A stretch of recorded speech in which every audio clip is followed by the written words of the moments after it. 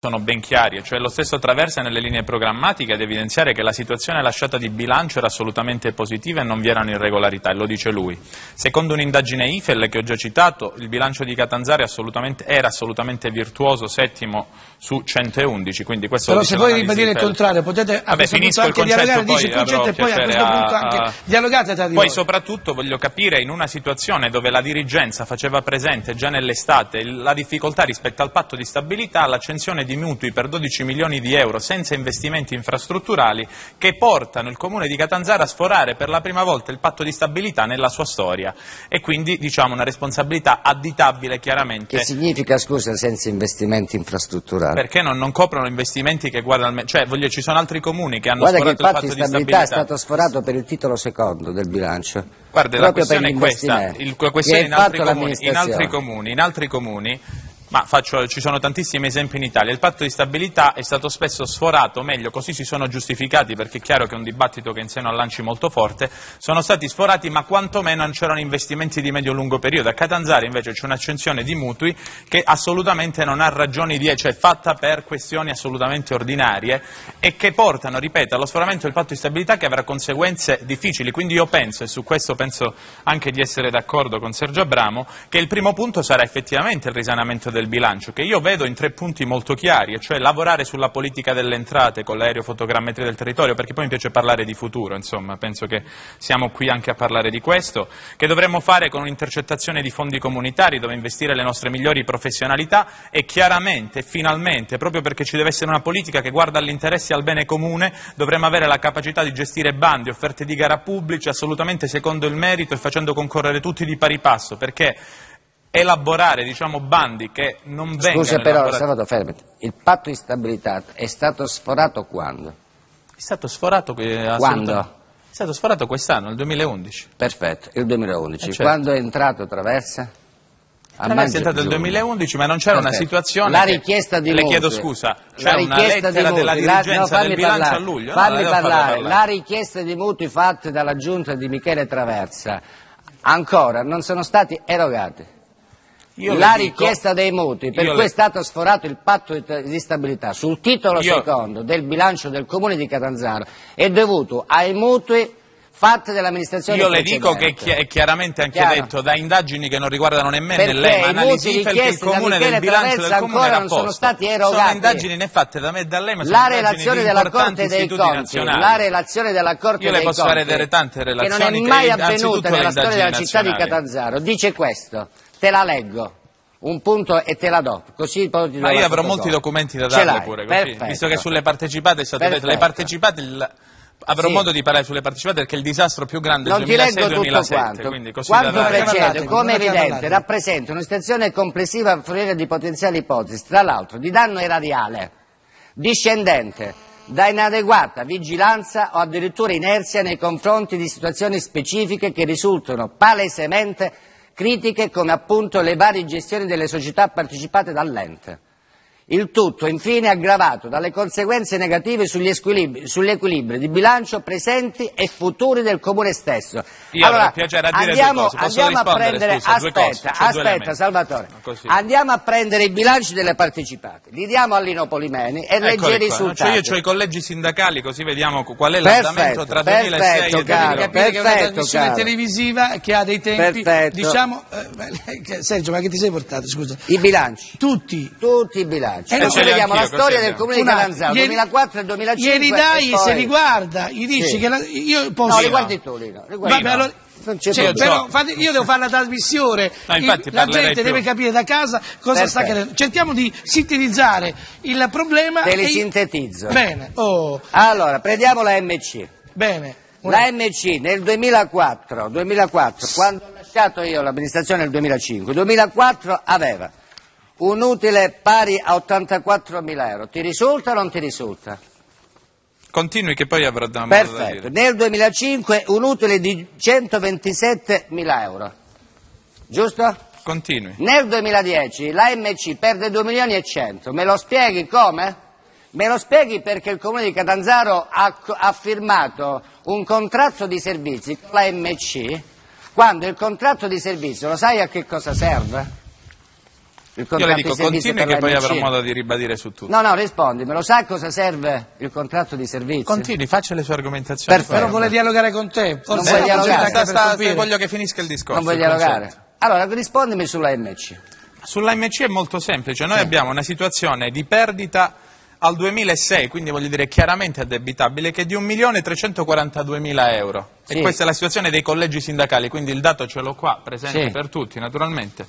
E poi aggiungo che addirittura, e questo me lo permette di dire, che il fatto più grave, del quale i lavoratori sono ben consapevoli, perché il disastro dell'AMC deriva, perché altrimenti non è che le cose nascono così, il disastro deriva anzitutto dall'amministrazione Correggia di quel periodo, dove addirittura fu usato il TFR dei lavoratori per credo 3 milioni e mezzo di euro, questo deriva dai collegi sindacali, e questo mi sembra per comprare tra l'altro dei mezzi, e credo che lei su questo lo sa benissimo, dei mezzi che sarebbero anche potuti essere pagati alla Regione Calabria, fossero stati comprati soltanto alcune settimane dopo, e fu usato addirittura il TFR dei lavoratori. Ma stai dicendo vero o stai scherzando? No, sono dai collegi sindacali. Ma stai dicendo veramente o stai scherzando? Ce l'ho qua nei collegi sindacali. Ma lo stai dicendo veramente o lo stai scherzando? Cioè tu non sai che noi abbiamo ricevuto un contributo dalla Regione Calabria di 5 milioni di euro per comprare gli auto. Io ho la relazione al collegio sindacale. E tu mi dici che il TFR a norma di legge può essere usato. La relazione del collegio sindacale. Può essere usato il TFR, ma tu stai scherzando. C'è scritto. Tu confondi la cassa con il bilancio. Il fondo TFR risulta esposto per euro 3.571.314. E che cosa significa esposto il TFR? Che cosa significa esposto?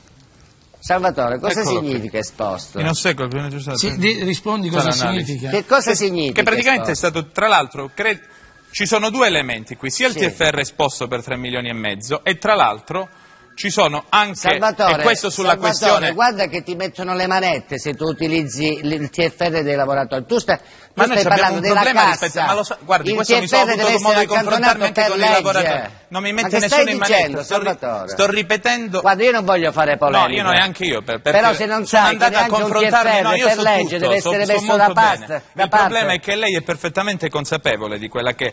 Perché sono andato anche a confrontarmi con l'AMC e i lavoratori sono perfettamente consapevoli che questo è stato Andiamo per ordine. No, non dobbiamo andare per ordine. Il 2005, data in cui ho lasciato il comune di Catanzaro, l'AMC era inutile o no? Tra l'altro, un anno prima pure lei, insomma, mi pare, no? Era inutile o no? Tanto per parlare. Era inutile o no? Assolutamente, io ripeto, no, i dati del 2006 era inutile, no, il problema è che una gestione non è quando io lascio, il problema è che c'è una gestione dove le persone che amministravano lasciano più tardi. Capito, non vuoi rispondere. No, dice che non vuoi rispondere. No, non è che non voglio rispondere, è questione che quella gestione termina 2006-2007. Sta dicendo che la responsabilità della sinistra quando durante il governo Livo. Assolutamente, se noi abbiamo al 31-12-2006 una perdita di 1.300.000 euro è chiaramente che non è addebitabile al centro-sinistra, e questo vale per l'AMC ma vale anche per le altre partecipate. Ti rispondo ancora una volta. Io nel 2005 a maggio ho lasciato.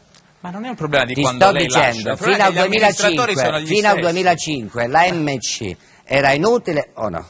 Gli amministratori. Non vuoi rispondere, vabbè. Andiamo avanti. Io le dico che per me i dati che fanno rilievo sono i dati del 2006 e del 2007. Andiamoci un attimo. Scusi, è lì che viene cambiata la gestione amministrativa dell'ente. Vabbè, non vuoi rispondere, ho capito. No, io rispondo benissimo. Te lo do io, eravamo inutili per 180.000 euro. Utile per 180.000 euro. E questo è il bilancio certificato. Ma lei non può far valere la data in cui lei ha lasciato, fermo restando che è rimasta una giunta. No, faccio valere quella dopo. No, certamente, perché l'amministratore che lei ha messo rimane anche dopo, certamente, perché è l'amministratore che l'ha messo lei.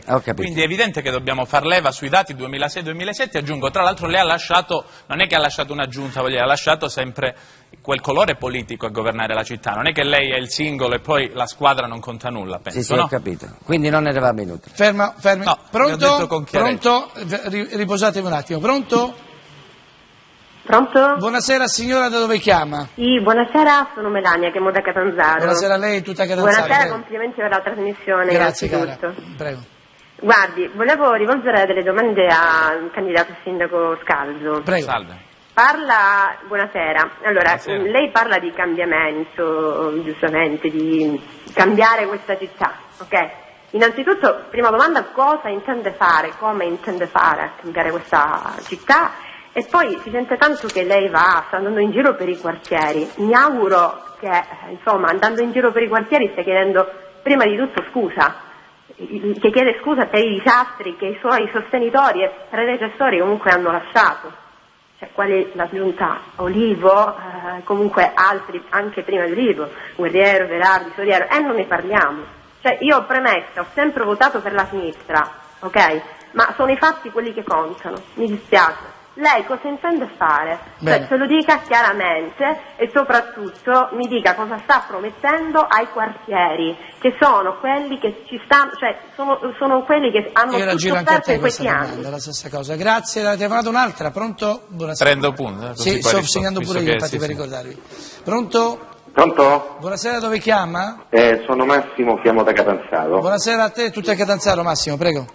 Allora, volevo parlare con tutti e due i candidati. Prego, glieli passo tutti e due, prego. Salve. Allora, io sono un elettore di sinistra, ho sempre votato a sinistra, ma mi dispiace per il signor Scalzo perché è vergognoso criticare la gestione che abbiamo avuto con il sindaco Abramo. Ma non l'ho criticata, quindi era preparata la domanda, scusi. No, ho sentito che avete incominciato a discutere su una cosa quando c'è stato il sindaco Abramo, veramente ha riqualificato la città. Chiedo scusa, lei ha detto che è un uomo di sinistra, esatto? Io ho sempre votato a sinistra e critico fermamente la gestione del comune da parte della sinistra. Invece la giunta Traversa l'ha fatta sorridere. No, la giunta Traversa è durata così poco che non si può giudicare. Io stavo giudicando io credo che si possa giudicare molto bene. Sindaco Abramo, che io ho vissuto la gestione del... Grazie. Vuole l'altra ad Abramo? La domanda che volevo fare, io oltre ad essere genitore anche sono un dirigente di una società di calcio. Sì, possiamo sapere come si chiama? Che intenzioni possiamo hanno? Sapere come si chiama? Pronto? Posso sapere come si chiama? La società? No, lei, nome e cognome, come si chiama lei? Massimo Cantafio. Bene, ecco, se gentilmente i cittadini che chiamano si presentano col nome e il cognome, sarebbe anche una cosa gradita verso i nostri ospiti. Non c'è problema. Prego, dica. Allora, volevo sapere, tutti e due i candidati, che intenzioni hanno, perché siccome è una storia che va avanti da tempo, che intenzioni hanno con l'impianto di Lenza, l'impianto sportivo di Lenza, visto che sono stati spesi altri soldi per rifare gli spogliatoi e adesso stanno cadendo di nuovo perché nessuno ha pensato di definire definitivamente il campo. Grazie. Un'altra telefonata, pronto? Buonasera. Salve, mi chiamo Mario Sinopoli. Ciao Mario, da dove chiami? Da Catanzaro. Sì, Catanzaro. No, perché è importante adesso rispondere a Catanzaro perché una volta ci chiamo da Lido, chiamo da Gaiano. Sono di Viale Sonzio, signor Presidente, lei conosce bene la zona. Prego. Perché io volevo dire che il mio quartiere è stato sempre lasciato alla delinquenza, sempre al degrado più completo. Io volevo chiedere ai candidati a sindaco come pensate di risolvere Viale Sonzio. Solamente questo. Grazie. Viale Sonzio. Grazie. Partiamo proprio dal Viale Sonzio, prima Abramo, prego.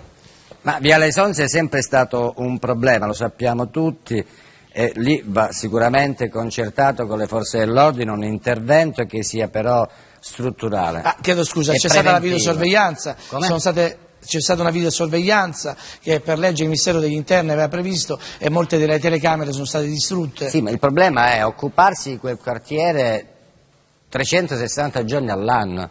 Cioè, non è che montando le telecamere tu hai risolto il problema. Certo. Devi fare più incontri anche con le forze dell'ordine per cercare di intervenire, ma soprattutto in maniera preventiva. Posso dire una cosa? Lo dica a tutte e due. Sì. Ogni volta che si parla dei nomadi o di questi signori che molti hanno fatto una scelta di vita per cambiarla, vi chiedo, ma siete entrati mai nei loro quartieri? Siete andati mai dentro le loro case? Siete andati a capire qual è il problema che vive questa gente? Al di là di chi fa una scelta di vita che vuole spacciare droga o vuole rubare la macchina, eccetera, abbiamo capito qual è il problema di questa gente? Guarda, ci siamo così andati che, se tu ti ricordi, c'era una baraccopoli proprio nell'area polifunzionale Magna Grecia, che poi abbiamo realizzato, che noi per prime